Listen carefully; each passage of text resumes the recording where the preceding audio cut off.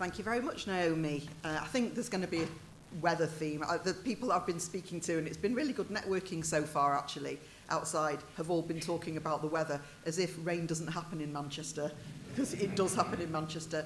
So, good morning, everyone. It's brilliant to have you here with your umbrellas and your raincoats today for breakfast and chat.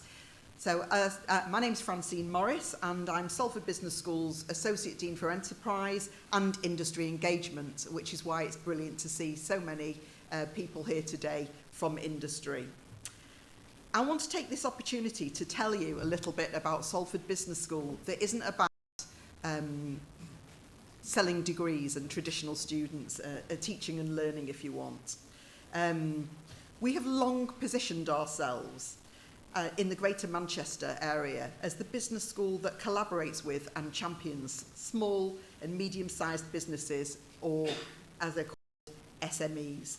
Now, I know that a lot of people in this room don't like the acronym SME. They think it sounds strange and they dislike the term. And I agree with you that it can be a really misleading acronym, because what it does is it suggests that size, sometimes determined by the number of employees you have and sometimes by the size of turnover, somehow equates with success.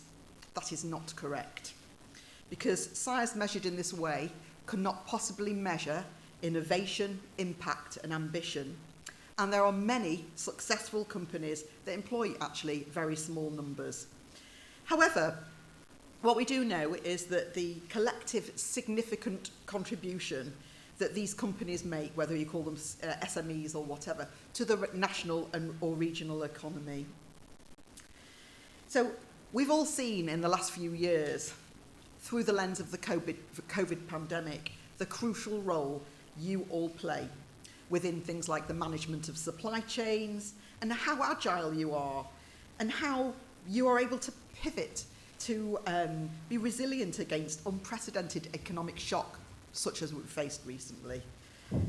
And as we consider the grand challenges, which are AI and data, our ageing society, not our ageing supply, clean growth and the future of mobility, we know how crucial the role of SMEs is in addressing the future of the region and the UK and actually beyond.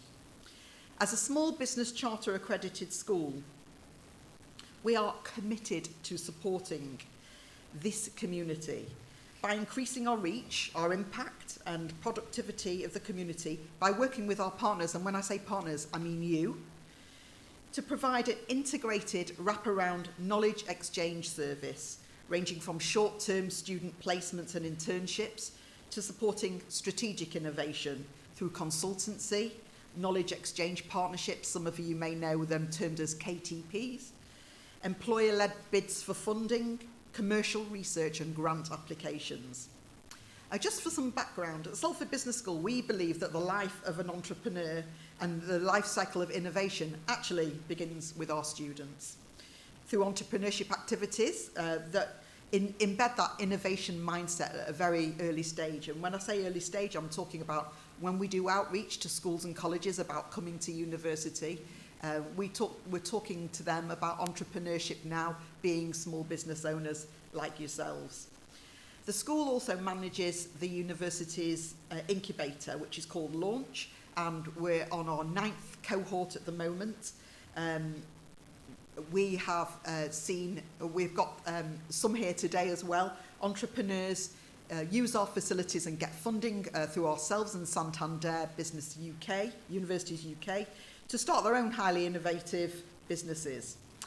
And in keeping with Salford University's values, our commitments to inclusivity, which is very important to us as a school, and our commitments to a regional civic university agreement, we've seen students launch a range of sustainable social enterprises.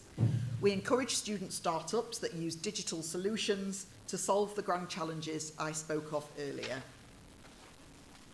We know that the Northwest regional economic landscape is maturing rapidly into a hub for the digital economy. Large national institutions, for example GCHQ, are expanding into the region, and new startups in fields such as fintech and cybersecurity are emerging and accelerating at pace. At the same time, the nature of work post-pandemic ways of working, and digital transformation of business functions are changing how people and organisations interact and produce value on their own and together. All these factors coalesce to bring new opportunities for the school as well. We're working with lots of new partners, many of whom are in the room today, on innovative research and commercial opportunities that support this regional growth.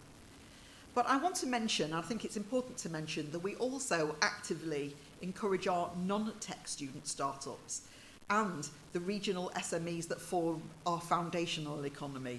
So our foundational economy is our essential economy, if you like. These are businesses that we rely on, such as hospitality, leisure, tourism, retail, childcare, and the list goes on. All those businesses need access to technology and innovative solutions, and that hasn't really been available to them for up until now.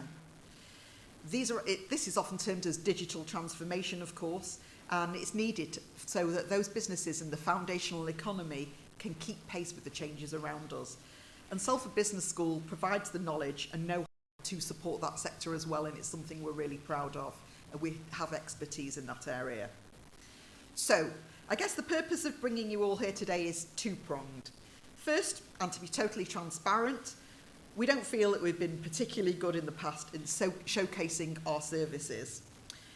What we can do is to support you, and we don't shout enough about our successes and the things that have gone right and the ways we've helped the SME community. We'll be telling you about some of the services today, this morning, because many businesses are unaware of the way that they can work with universities. For example, how we can help you get funding for innovation, or how we can provide to you the brightest young minds through internships and placements. And of course, how we can work with you to pipeline talent in the form of graduate jobs. We can't ignore the recruitment problems, and I'm speaking all the time to SMEs who are having recruitment problems, and we can't ignore that. Small businesses are feeling that as well. But I've noticed lately how organisations want to work with us to target our students. For example, our most recent initiative, which is called Employer in the Foyer, is working really well, with students getting access to a full range of business and legal disciplines. You come down physically to us, and we organise students to come and talk to you, so they understand that there's more in our business landscape, in our business community, than just big business. So that's working really well. And increasingly we're finding that our students are finding SMEs really attractive places to work, in many ways better than the big organisations, because they have more chance for promotion and career progression in a smaller team. So we like that, because what we want to do is we want our students to transition into graduate jobs and keep them in the region, because we're interested in maintaining. We don't want a brain drain where all our students go off to London. We want to keep them here in this region. The second thing I want to achieve today is the expansion of our network of companies who can access each other's services and benefit from peer-to-peer relationships through networking opportunities like this one today. So I'd encourage all the businesses in this room that have yet to work with us to try us out. Please scan the QR code, which is going to be at the end of the presentation today.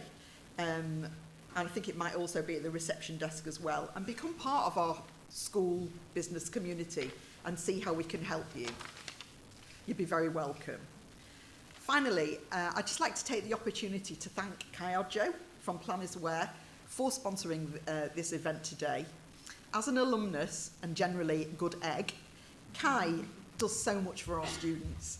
He has only been linked with us for the past, just over a year or so. Incredibly enthusiastic. He delivers guest talks.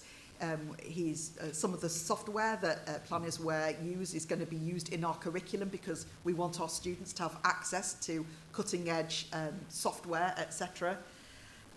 He supports all of our diversity initiatives, because they're, like I said before, very important to us. And he also helps keeping our curriculum relevant.